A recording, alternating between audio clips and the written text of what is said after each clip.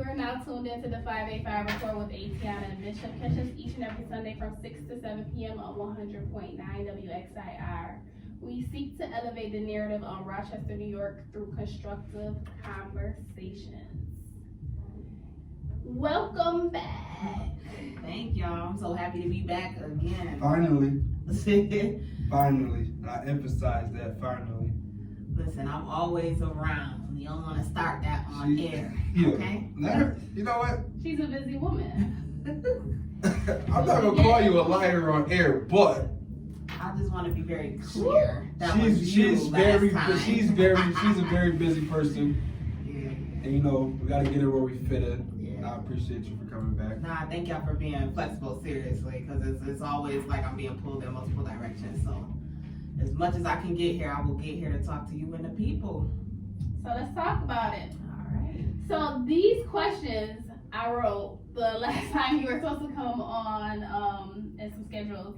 So I think they're pretty much, when I read through them, like they pretty much apply right now. Mm-hmm. So you have announced your run for the assembly seat that is held by Gant, the 137th district. Yes. What brought this on? What prompted this?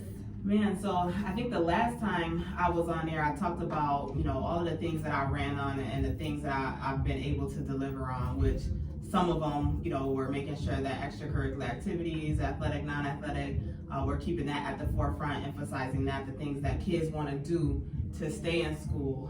Also to bring transparency to a lot of the things that happen behind the scenes on the board and some of the inner workings that people may not see, but need to know when it comes down to our decision making. And so as everybody in this community, I believe, knows by now that we are in a budget crisis. A lot of the things that have brought us here are not new issues, but I think the straw that broke the camel's back is what I'll say is that our previous administration under a former superintendent, their actions and that coupled with the actions of the leadership of the district has led us to this particular moment. And so what I found in just 2 years, I've been on the board for 2 years now, it's not gonna take me decades to know what we need to do next. We are very, very dependent on the state. And if we don't have a champion at the state that is going to be able to articulate what it is that we have going on here in Rochester, we're gonna continue to flounder. As we know, New York City is a very large city in New York State, so they have majority of the representatives at the state level, and a lot of the things that we get in regards to resources are based on what happens downstate in New York City and upstate. As many of us know, I mean, we're drowning, and it just can't be like that anymore. So I said, you know, I'll step up to the plate. I'll give it a shot in regards to running for state, but I really do plan on winning this race, and I plan on going to the state and really making sure that Rochester has the voice that we need. So Gant has held that seat since 1983. Yes. Seriously? 3 years before I was born. 2 years before I was born. How did they keep getting elected? Well, you know, me and Gant don't always agree politically, but what I can say is when he was in his prime years, he did do a lot for the community. He did do a lot at the state level, and I think that his legacy in those years kind of carried on decade after decade. But I can say for the last, I would say 8 years, for the last 8 years, I think that it is just time for a new face, not just to be there as a new person, but to bring forth ideas that are relevant for today's time. So I will say that Gant has earned his legacy in this community, and that the times have changed, and now we just need a change in leadership and ideas. So, and it recently came out that he is not running for that seat again. Yes. Yeah.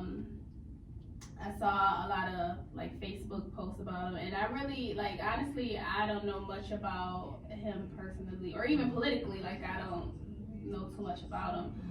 But was that like a relief for you, or?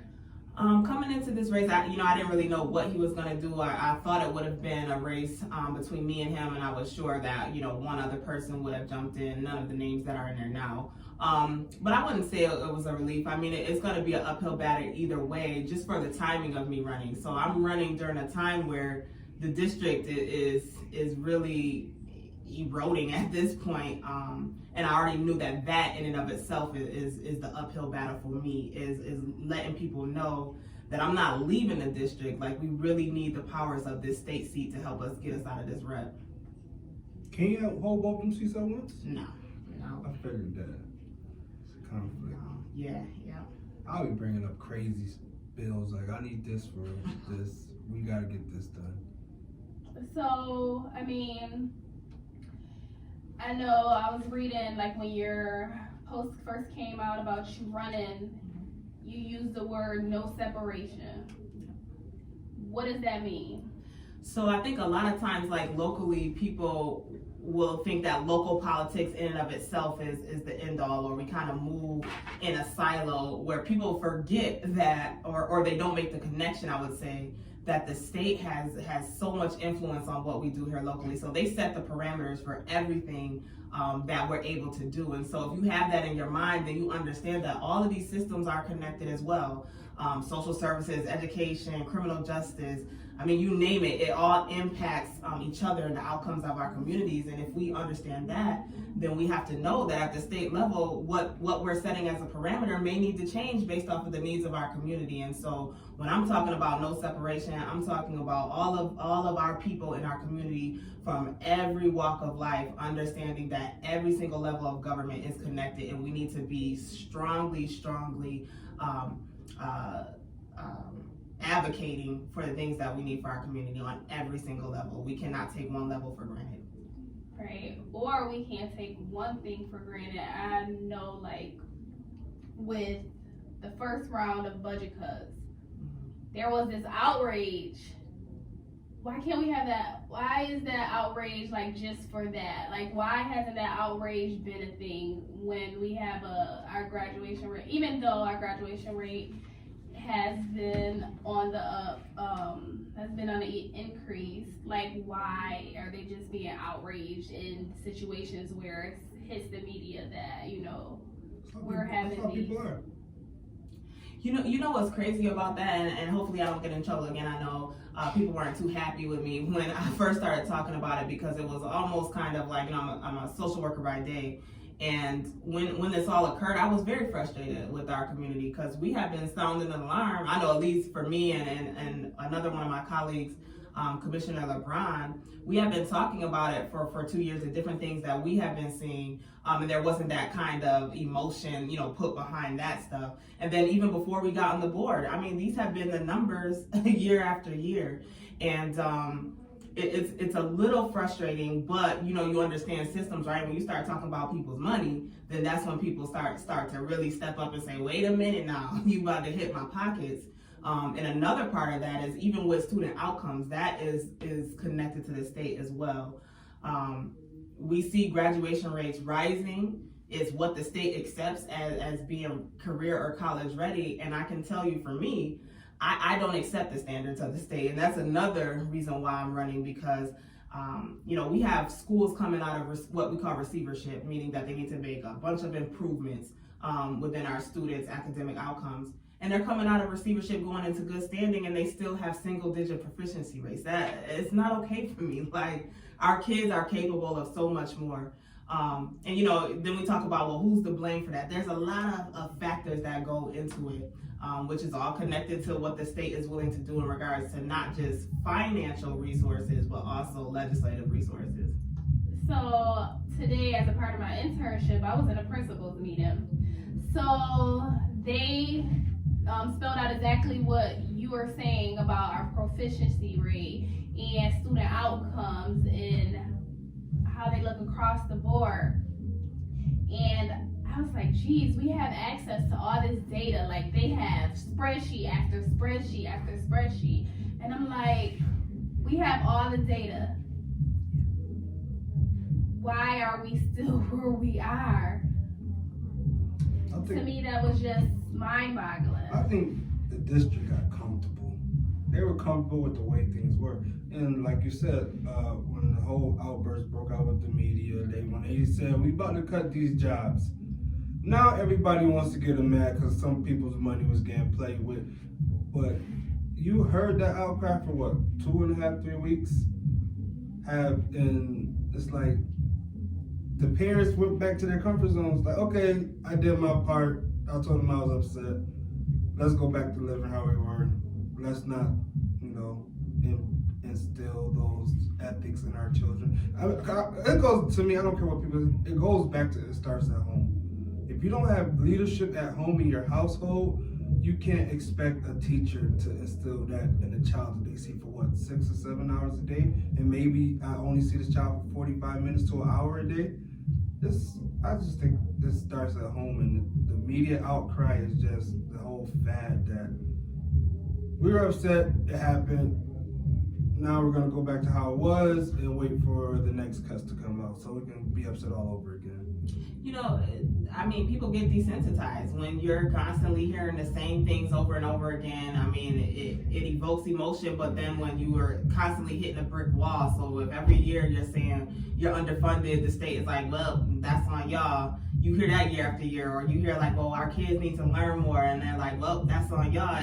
You constantly hit brick walls, and your mind starts to think, well, if this is all we're gonna get, if this is all we can do, then that's all we're gonna get, and this is all we can do. I never understood that. If the state is looking at these numbers, y'all let it go on for this long? So I just think about the bar and the standards are set really low for our students, and it just because I knew before, but now I really know, because now I'm like being with administrators, seeing like how low the bar is set. Like, okay, so when I was in high school, like I didn't think about I need to pass 5 regions to graduate. I wanted to pass all of my regions. I wanted to pass all of and I don't even think that was in my mind, or if it existed, I didn't know that you only had to, I don't know if that's a newer thing, but I did not know you had to pass only 5 regions to graduate and get your credits for those. I thought you had to pass all of them. That's my point. Like, I didn't want to fail. Right. Like, it wasn't in my mind that, I could fail this one. Does Regis still exist? So you have to pass, I think it's ELA, US Global, Science, and one of the algebras. Those are my regular classes. Yes, but you remember, but you take those classes for 4 years. Yeah. But you only have to pass those 5 regions. That's trash. Yeah. So if you take the regions in one of your earlier high school years, then you're all set, right? Right. And they only have to get a 65 to pass, and that's like if they have an IEP, it could be 55. They have a 504, it could be like either way, plus or minus like 5 points. Yeah. But even still, 65 is a low number. Exactly, that's what I'm saying. Yes. Okay, so basically the regions are just another test. 10 points is what, 2 questions? I don't know how I don't even know how it's scored, but just the fact that our really kids low. go into, they're told like, okay, as 9th graders, when they have like these their introductions, like you have to have 22 credits and pass 5 regions in order to get your, so that just already says I can do the bare minimum. What is it? D is passing? Right, and get my high school diploma. And then they have a skills test that can be used in, say I think it's one of the history, the global. So the skills test can replace one of those tests. So it's just like a lot where the bar is already set for our students. And then teachers, whether they believe it or not, some of them have the bias that our kids can only do so much. I still don't understand that kind of stuff. One of the ways I can describe some of that, because I don't think majority of teachers, I don't think they go into the profession and not genuinely want to see kids succeed. I think what happens is they get into a district like RCSD, and then they kind of take on this savior complex. So if I'm trying to save you from all the different things that are going on in your household, academics is last on your mind as a child, is last on my mind too. So we do put a lot of pressure on the city school district in regards to all the things that we have to support outside of academics. We're busting at the seams right now, and we just can't do it all anymore. And I do think we need to get back to the model of we're hiring you, teacher, to make sure that our kids are performing at high rates. And, you know, one thing that also frustrates me, and any teacher, I ask them off the record, on the record, I know they get mad when I ask this question, but I'm like, why aren't y'all mad? Like, if you're a 6th grade teacher and you've built your classroom exercises and everything around 6th grade lessons, and then you get a full class of kids who are at a 2nd grade level, why doesn't that make you mad? Like, that should be making you mad. And a lot of times the answers that I get is because their performance is not linked to the teacher's evaluation, and all they have to do is show some type of growth throughout the year, and that does our kids no good. And I know another thing that is a hot topic, and I don't want people to misunderstand what I'm saying, but social promotion for our kids is not doing them any justice when it comes to preparing them. And that's one thing that is heavy on my radar. So when you say social promotion, you mean like seniority? Social promotion for our kids, so meaning like. Oh, okay, I get what you're saying. Yeah. So, right, when kids are in 7th and 8th grade, they just pass them on. Yes. They just keep passing them on until they get to high school, where they have to earn their credits and pass their exams. So, we still have that in the system? Oh yeah. So they haven't mastered the skills from the previous grade, but we're just passing them along. So when they become 9th graders and they can't do algebra because, you know, in 7th and 8th grade they were just passed along, or, you know, reading is so low. Like, for example, they had to develop a double block for our 9th graders of algebra. One block is difficult for these kids to sit through, but now they have to sit through a double block because that's the proactive approach they use, which is like, I understand it. However, like, those double blocks, it causes behavior issues because the kids are antsy. And then they're already struggling because they're struggling with the material, so then they act out, play, talk. And I just think, like, things like that, had we not just been passing our kids along, that wouldn't even be a thing. And that's a real hot topic too, that anybody who touches that, which I will be talking more about that along the campaign trail, is that we just can't do it anymore. That's the bottom line for me. If we're gonna get serious about making sure our kids are prepared, then we have to show that through, you know, through our actions and through legislation. I understand social promotion and the reasoning behind it is because, you know, we would have older kids in classrooms with younger kids because they didn't master well. We're gonna have to think of something different, other than just passing them grade by grade and then dumping them off in 12th grade. That can't do that. So I saw those same issues as a result because I work with these kids all 4 years, 9th, 10th, 11th, and this is my last year with them. And it's just like, it's sad, especially reading the college essays, because that's all I've been reading. And I'm like, the stories are good, but these kids, like, they're just not ready. They're writing as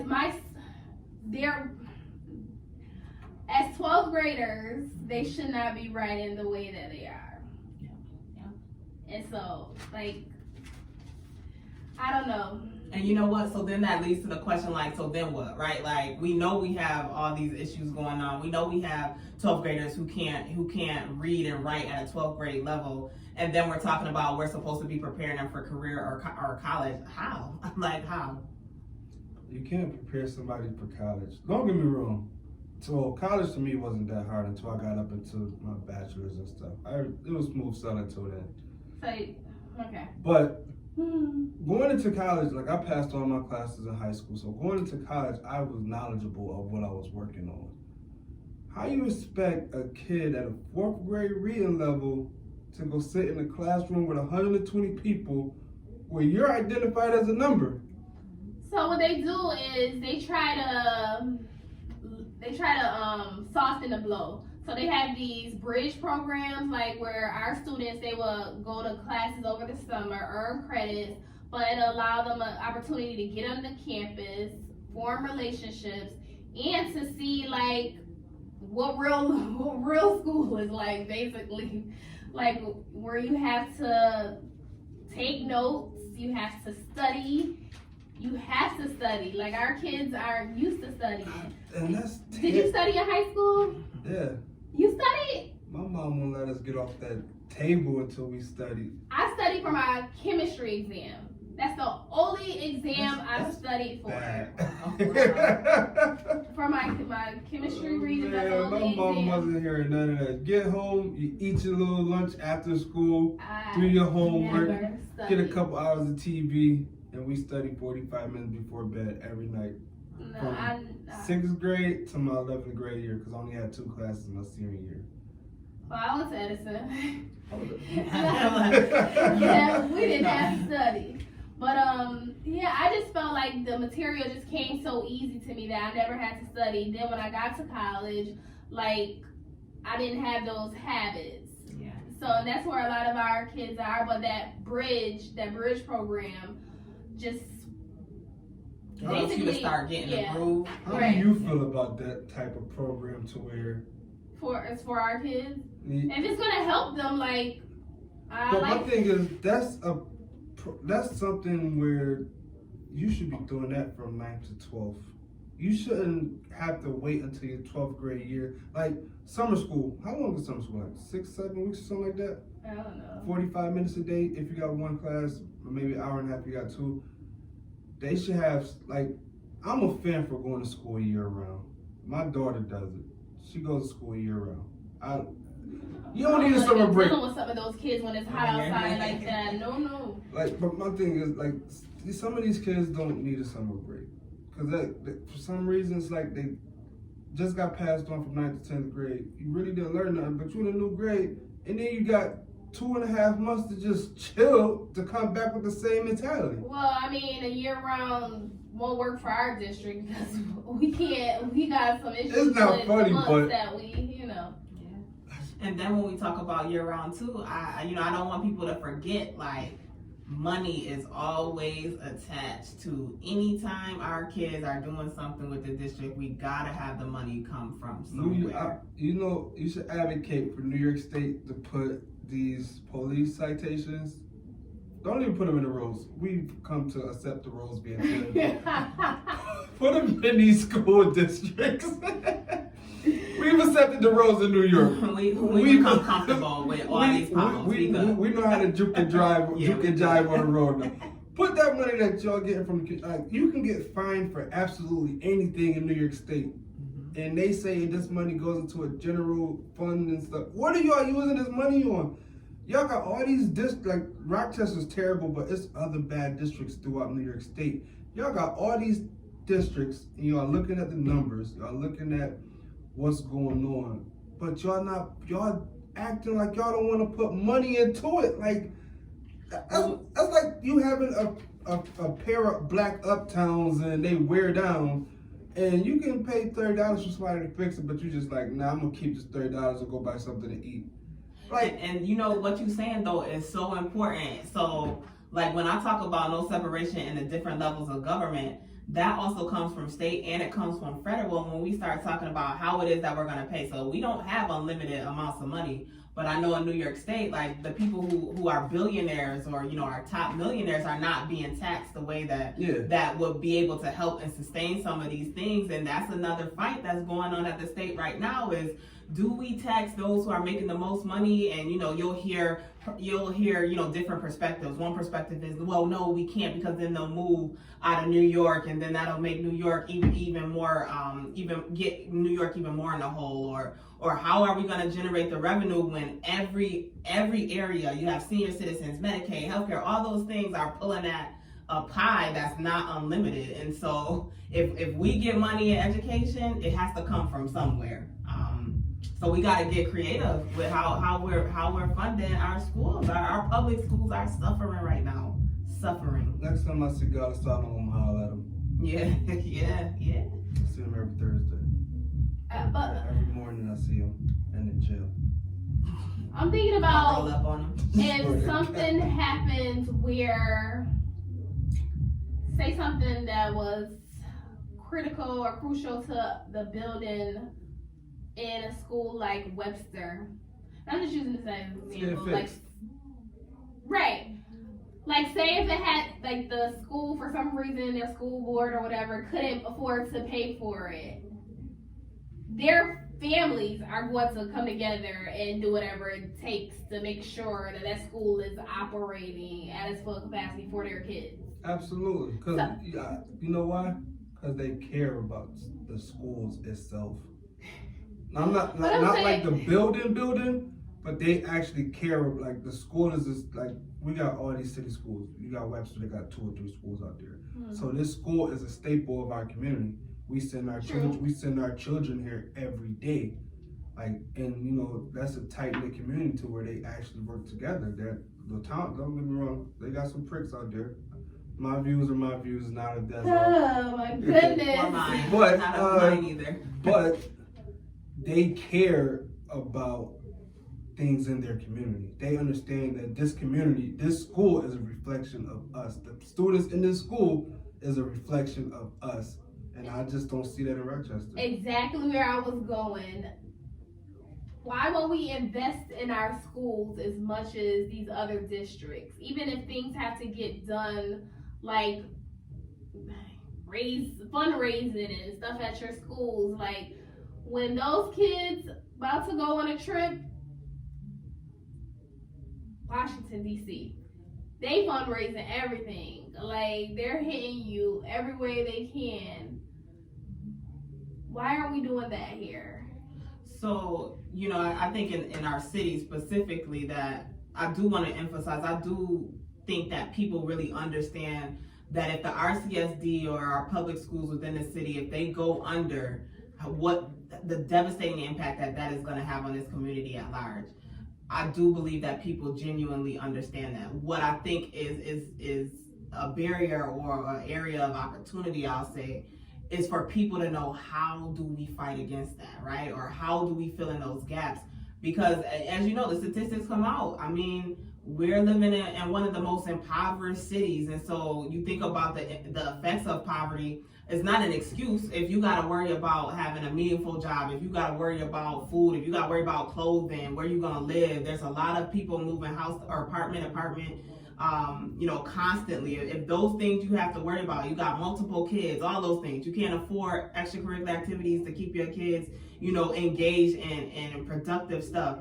All those things on your mind, then schools are falling apart. That's really the last thing on your list is how am I going to impact the schools? And I do think that's where we as a board or the leadership of the district have to really step it up in terms of understanding what it is that we need to have happen for our schools, because we do have a heavy lift in assisting our families. That's just the reality of our community. You know, I'm not saying it as a negative or trying to put anybody down, but we really need our leadership to step up, and that includes county ledge, it includes city council, and obviously, you know, it includes the school board, myself as well. So, I mean, we have to fill in those gaps on behalf of our families so that we can get to a place where families don't have all these things to worry about, so that when things do go crazy or hectic in our schools, we can have, you know, a solid front.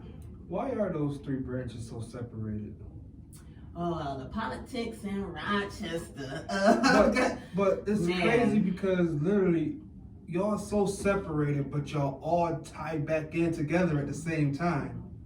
Yeah, you know, we have a lot of what they call political groups within parties, and if you're not a part of a political family, I'll call it, you know, there's lots of tension there. I mean, it's unfortunate.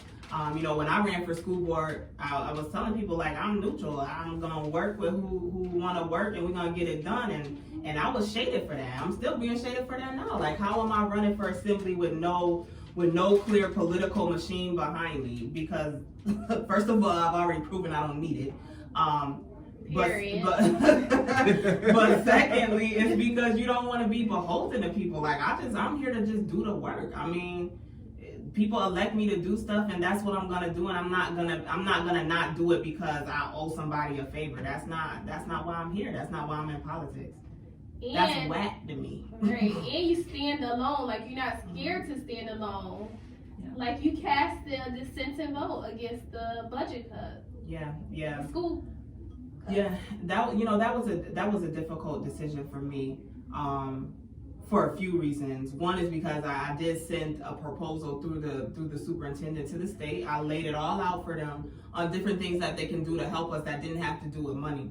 And what they said was, it's such an uphill battle. We won't be able to do that. Oh, okay. Well, so then we're gonna have to go back to the drawing board. Then another issue that I had, which is why I voted no, is because our superintendent at that time gave us a chart that said, okay, this is worst case scenario, and this is the scenario I want to go with, which resulted in those cuts mid-year. Right now we're seeing he's talking about 800 cuts, right? As a possibility, right? So back then I said, well, and that was on our chart, and me and him, we got into a back and forth at this public meeting that we had, because I'm like, well, we need to just let people know we're about to cut 800 folks right now. Like, we don't need to play games. I don't want to piecemeal and do 50 here, 50 here. We can't keep re-traumatizing people. Like, this is a real crisis. And unfortunately, the situation that we're in when we're talking about student performances, right? Like being so low, we need help. That doesn't motivate people to move like it should, but it doesn't. What motivates people to move is when they see like, oh my gosh, like we're really in a financial crisis. They about to lay off 800 people. Like, we really got to get on our job. No, I mean, they was looking at me crazy, but I know, people call it guerrilla warfare tactics. I mean, in 2 years, I have been able to see that people genuinely don't move unless it impacts folks' pockets. Like, that's genuinely what decides decisions for people. And understanding that, I'm like, well, we not about to keep playing games with kids and families. Like, we looking at 800 layoffs. What are you gonna do, state? When we did the 100, when they wanted to do the 5% cuts of employment back in November, we had got reports that Governor Cuomo, and this is third party, I didn't hear him say it, but we have reports that Governor Cuomo said, well, I'm not looking at anything until after the holidays, which was after December, and we were having these talks since September. So if our legislators aren't moved or amped up because of our students' outcomes, I know that looking at 100 staff, we know that it impacts us greatly. But when you walk past a penny, like oh, it still has value, but I'm not stopping to pick it up. You walk past $100, like then you gonna think twice, like, oh, okay, I got your attention now, like. That, so now we're back at that point, and I'm just like, I hate to be like, well, I told y'all. Like, I knew we was gonna come back here, but it's not about I told you. It's about it's unfortunate we have to be so strategic on how to even get what's basic rights for our kids. That is so corny to me. But it's the fight, unfortunately. When I hear 800 cuts, I think everybody get fired. Well, 800, I'm gonna just say that's 1,000 people that just lost their job. Yeah, it's a lot. Who's left? Yeah, so we have over 5,000 staff in the district, but that will be majority of teachers because teachers make up majority of our staffing. So yeah. So there's I remember reading articles, there's like 3,300 teachers. So imagine if we cut anymore. All right, Buffalo and Syracuse waiting for Rochester to cut teachers. They Yeah. have an open job fairs in Rochester. So what's interesting about that too is that we also have vacant positions and we still have to cut. It's crazy how our budget is set up and how money is moving. We have vacant positions where there wasn't money attached to them, but we're still laying folks off. It's the state that we're in right now in the district. We need some serious uplift from the state. I think Albany's just winging it for New York right now. Well, somebody up there just winging it. So we did. Superintendent Day did go up to lobby Albany for more state funds. I mean, he's anticipating we're going to get it. I don't know. And so I want to be very clear. I do believe that Superintendent Date is coming in and he's really trying to be creative. I know every idea isn't going to be popular. I know some of the ideas rub people the wrong way, but he's really trying to put everything on the table, and that's really how I move as well. I don't care if people are going to be mad or not. We need to examine and look at things. If we say, no, we ain't going to do it, throw it in the trash, then throw it in the trash. But he has been very, very diligent in going to Albany and really advocating for funds. And what I want people to understand is that we have two issues going on right now. he's advocating for about 35 million to fill the deficit for this year. Yes, for this school year. So he ain't even talking about for this school year. Yes, which has been like kind of a rollover from the previous administration. And I'll let the federal investigation talk more about the points. I won't go in depth there. But it's kind of like essentially a rollover from things that were not articulated to the board, and we're voting on things that we believe we have the money, and what's put in front of us is that we have the money, and then it turns out we don't have the money, right? Because we're not going to the banks looking at the actual accounts, and we have to make decisions based off of what we're given. Right. But so that 35 million that he's advocating for closes the budget gap for this year, but then we have a structural deficit as well, which is two separate conversations. And I think what's happening, which is one of the struggles that I actually encounter every day, is that I have to explain to people there is the mismanagement piece around a previous administration, and there's also the structural deficit that's very real for every single school district that is owed money. Every year we're going into millions and millions of dollars where we have to figure out where to cut. And if we're already at the bones, like what else are we gonna cut every year? And so unfortunately for Rochester, we have to figure out a way to come from up under that black mark from the mismanagement piece, because we do have a real financial crisis that has been going on for decades.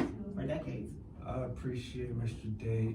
He a bold man. He is bold, very bold. He didn't come in knowing what he this had is inherited. Somebody should have told me this before I joined. Like, you it didn't come out till after he was. So, in that hiring process, somebody knew. I don't care what I'm they gonna let say. the feds come. Listen, I'm gonna let the feds talk on it. Listen, somebody knew about these numbers. These not numbers that just of popped course up. someone knew, and then people resigned after news hit. Like people knew, right? Everybody who resigned got a piece of the pie. And another thing about day two is coming in and seeing all this, you would think somebody would jump ship, Yeah, that's what I said. I respect it. I would have been like, you know what? Yeah. Because every month it's like something new, and I just have a lot of respect for him because he at least is willing to step in as a young superintendent too. Like, this is one of his first gigs as a full superintendent of a district, and he has to go through all of this. And I'm telling you, on the other side of this, and he moved here. Yeah, he married. Yeah. No, he's not married. I want to say, I bet he go home cursing at everybody every day. Like, let me tell you what these. Let me not get into that, but to go home with what's on his mind every day, I'll be stressed out for my little job. But my thing is, like, okay, so with all the cuts that they made, like, why were most of them teachers? Because when you look at the budget and where all of the money kind of lies, majority of our budget does lie in staffing, and majority of that staffing is teacher salaries. And so what happened years ago is that many teachers were hired, and I'm not going to get into whether people believe it was right or not, but there was an influx of teachers that were hired, but the enrollment of students kept going down. So we weren't matching the levels of staffing to students that we needed to match, which is why we have so many teachers. Now, people will argue that we have teachers because of our outcomes, so we need more support in the classroom, more interventions, and we're also bound a lot by if a teacher is not performing, or for whatever reason they need to be transitioned out of a classroom role, but they're not resigning, and we can't really fire them, right? Because performance is not based in their evaluation. Then we have to keep them in the system. We have to keep paying them, and so in order to move them, essentially move them into another role so that we can get somebody into the classroom that's gonna do more. Now we have all these teachers, and there were some good things that were hired, intervention teachers, to help with tiers and lower classroom support, but how do we get these productions off these tasks, whatever teachers got to do to keep a job or whatever? How do we change that? That's union. That's all. Contract. And the union ain't hearing none of it.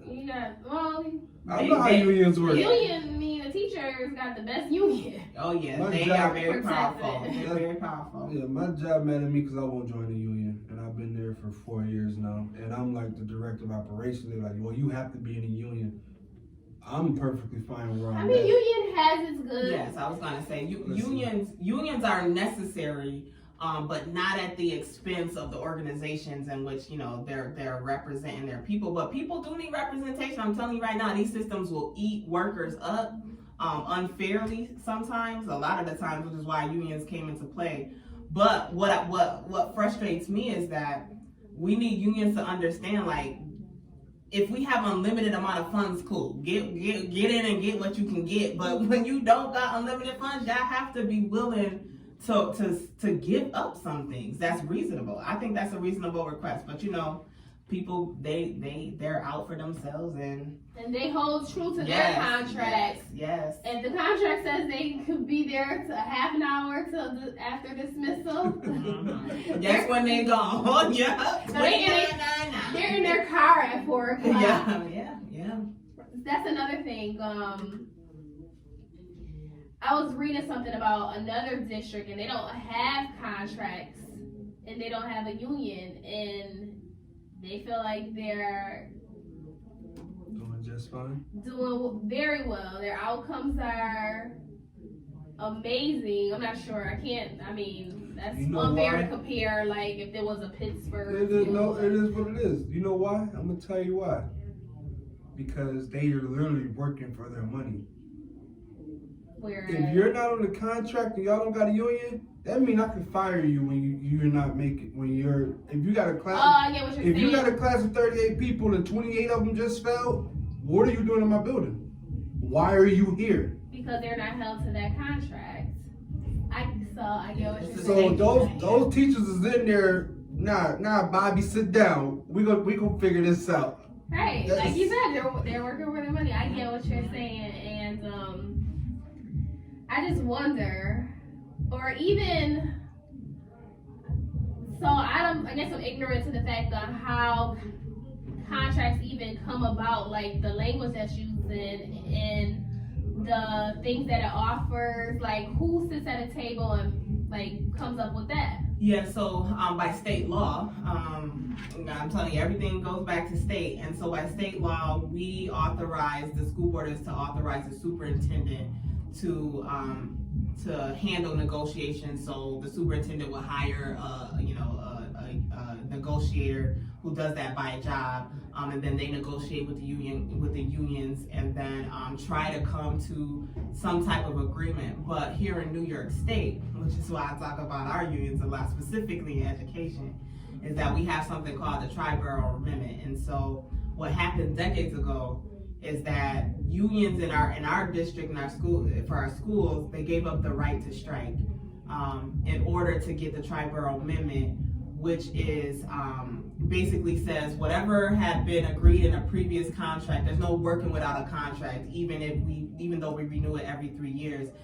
Whatever was put in there, if we can't come to agreement when it's time to start negotiating again, what was in the contract before stays in there. And so if you have people who are politically savvy, decades ago, which they were and are still, you put a whole bunch of stuff in there that you know that regardless on what happens, we gonna get this. And so that is kind of my frustration with our unions, is because I do believe that they're very powerful, and that power is something that we need to apply pressure to the state. I mean, we saw what just happened over in Chicago. I mean, you know, I can't promote going on strike. I can only talk about the facts, but I'm telling you, striking is one of the most powerful things or tools that a union has, and unfortunately, our school district unions cannot strike. What happened in Chicago?